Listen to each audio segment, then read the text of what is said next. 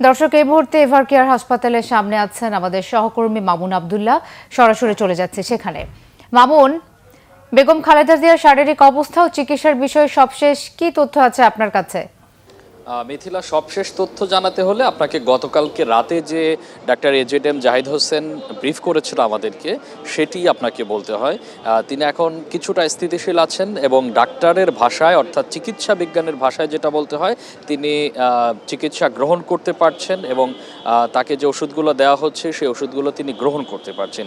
এটি হচ্ছে সবশেষ অবস্থা। আপনি জানেন যে গত 23 নভেম্বর বেগম খালেদা জিয়াকে এই এভার কেয়ার হসপিটালে তাকে শারীরিক পরীক্ষার জন্য নিয়ে আসা হয় এবং তারপরেই 27 তারিখে তিনি খুবই ক্রিটিক্যাল অবস্থায় চলে যান। তারপরে তাকে সিসিইউতে নেওয়া হয়, ট্রান্সফার করা হয় এবং তারপরে আপনি জানেন গত শুক্রবার তাকে বিদেশ নেওয়ার জন্য বিভিন্ন ধরনের প্রক্রিয়া সম্পন্ন করা হয়েছিল।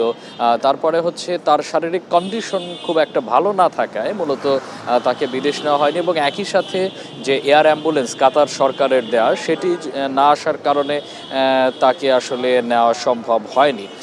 তার শারীরিক অবস্থা বিবেচনা করে যদি সব কিছু ঠিকঠাক থাকে তাহলে হয়তোবা তাকে লন্ডনে নেওয়া হতে পারে বলে গতকালকে এজেড জাহিদ হোসেন আমাদেরকে জানিয়েছিলেন সন্ধ্যার সময় এবং সেটি এখন পর্যন্ত বলবৎ আছে।